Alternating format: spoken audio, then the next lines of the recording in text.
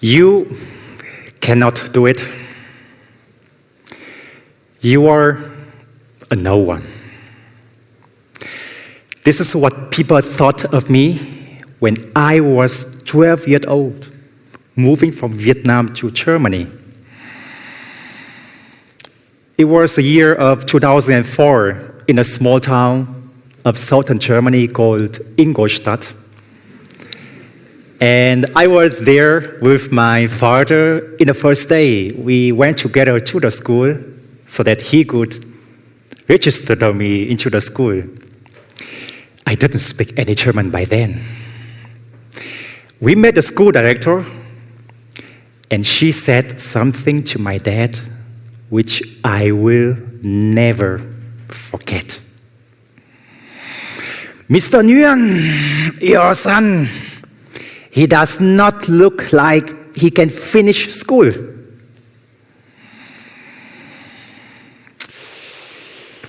I was extremely confused because, she didn't know me. She didn't know me by then. We see each other for the first time.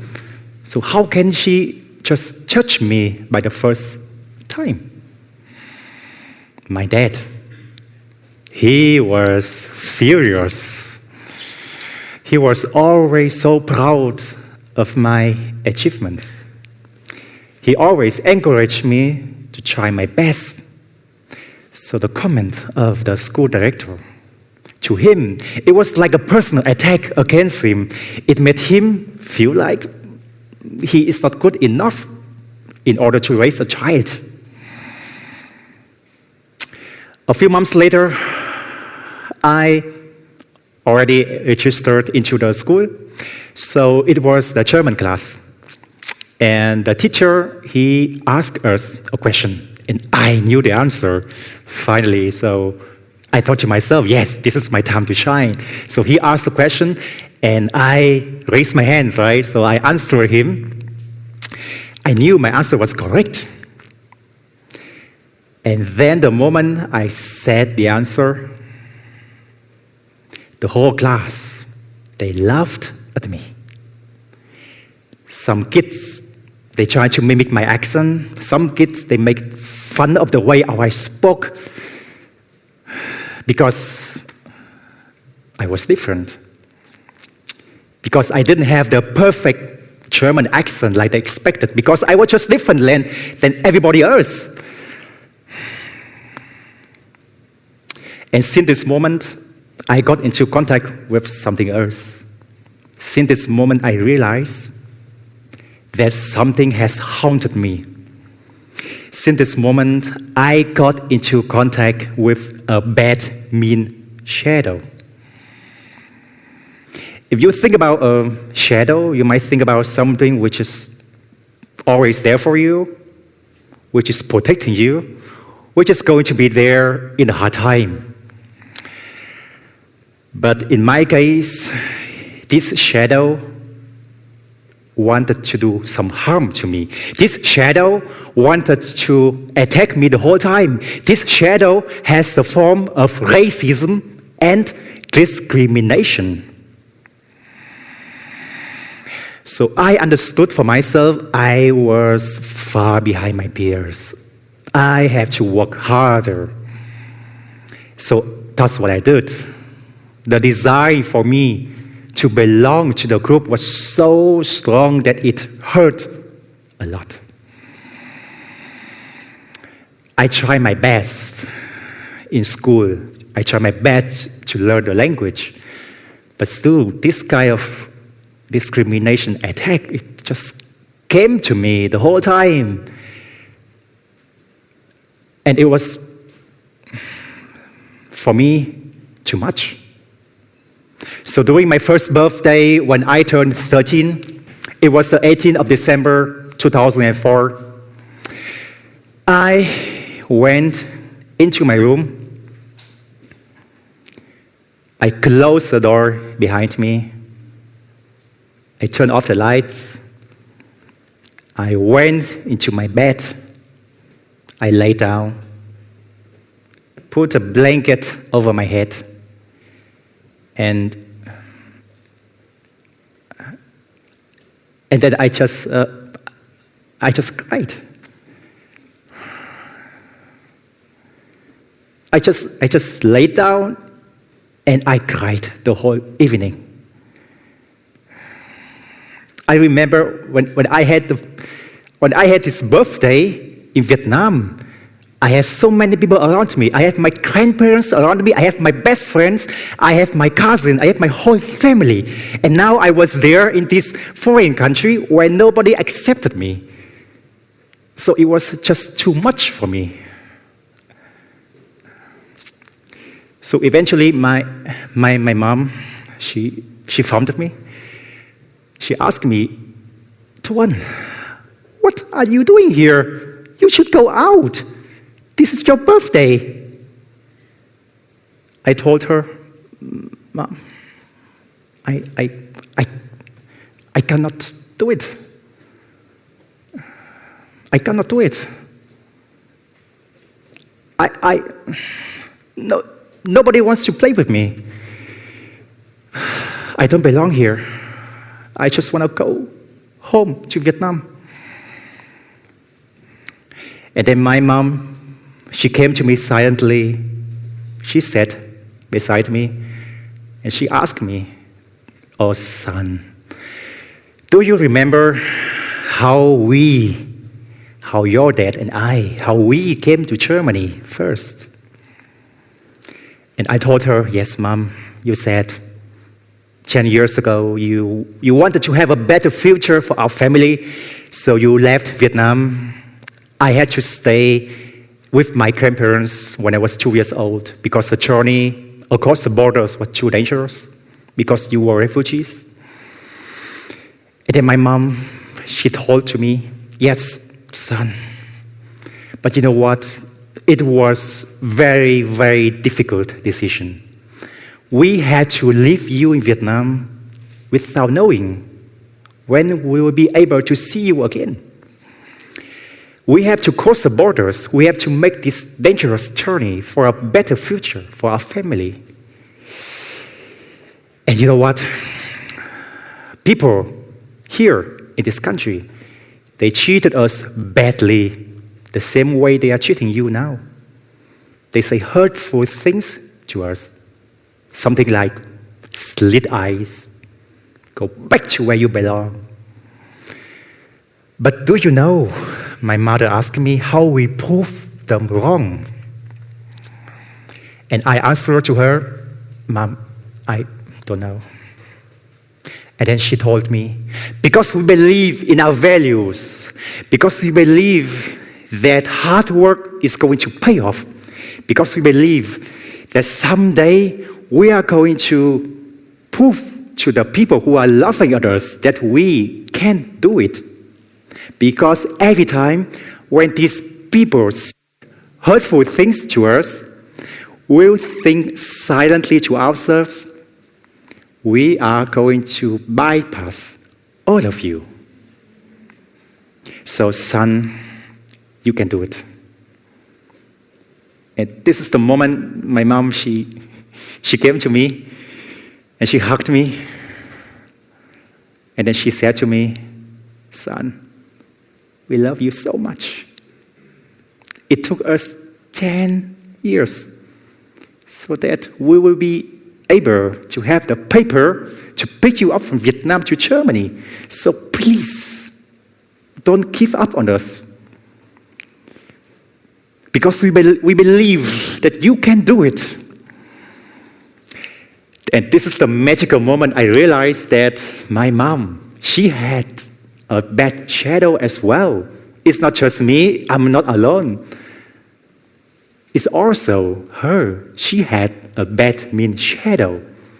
But she used it as a motivator to her so that it cannot hurt her anymore, so that all of this discrimination attack and racism attack cannot hurt her anymore.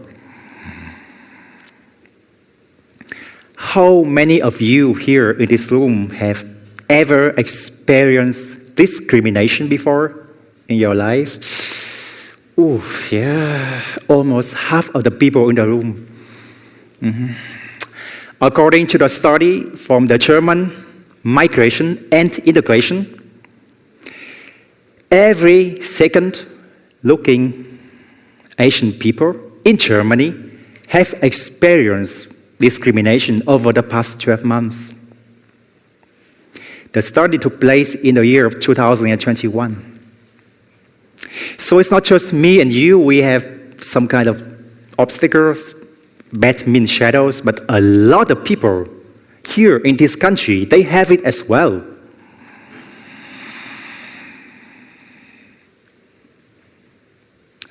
Back to the year when I was a young child, a few years later, I tried my best in school. I learned German because I believe that this is the key for me to overcome my odds. Because I believe that if my mom, my parents, if they can do it, then why? Why can I do it as well, right? If my parents, if my dad, they made it, then I can do it as well.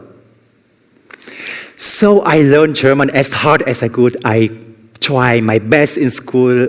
I do more homework than everybody else. Sometimes there are moments where people make fun of me. There are moments people just judge me by the way how I look like, by my not so perfect German. But still, I remember the story of my parents. I took my shadow as a motivator so that it just cannot hurt me anymore. A few years later, I saw the school director again. But this time we met in the graduation ceremony. And then she came to me. At first, I was scared because the moment when the school teacher or the school director herself come to me as a student, I was like, okay, what did I do wrong this time? So please, I'm so close from finishing school. Please just let me finish it, okay? So she asked me, "Hey, Tuan, how are you doing?" I said, yeah, madam, I'm doing fine. How about you? And then she said, "Oh yeah, the weather is nice. This is my last day before my retirement, so I'm doing great." And then she asked me, "Do you remember how we met the first time and I told your dad that you will not be able to finish school?" She asked me. I told her, "Yes, madam, I remembered." And then she told me something which made my day. She told me, "Oh boy, I was never so wrong in my life. You have a bright future in front of you." So ladies and gentlemen, I finished the school this year with the best grade in the whole school.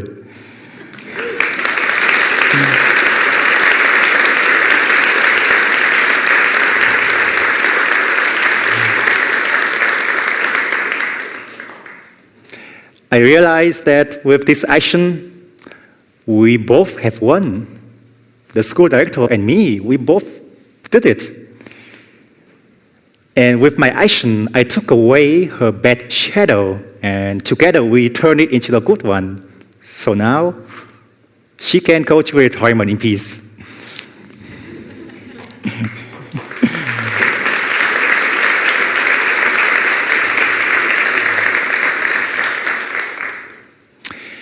As time went by, I did my bachelor study, I did my master study.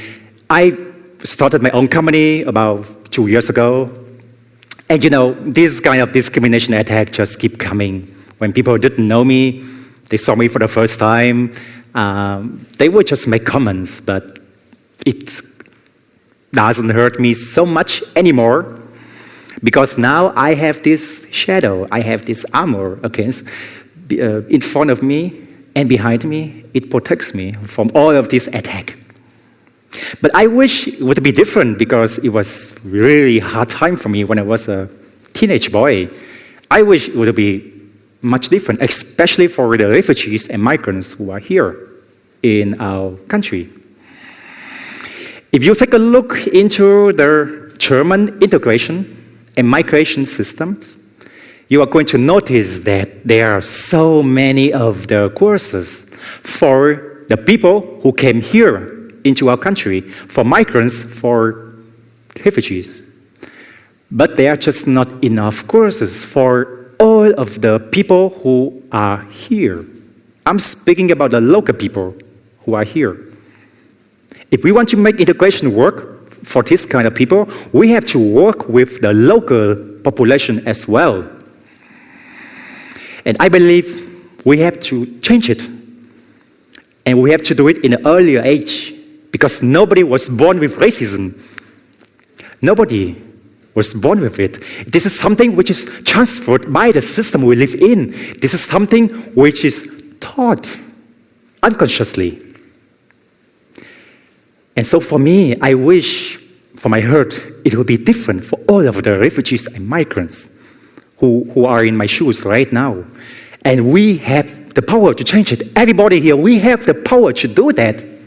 And we have to do it now because of three things. Because of climate change, because of international conflicts, and because of inequality. There will be so many of refugees and migrants than ever before in our human history.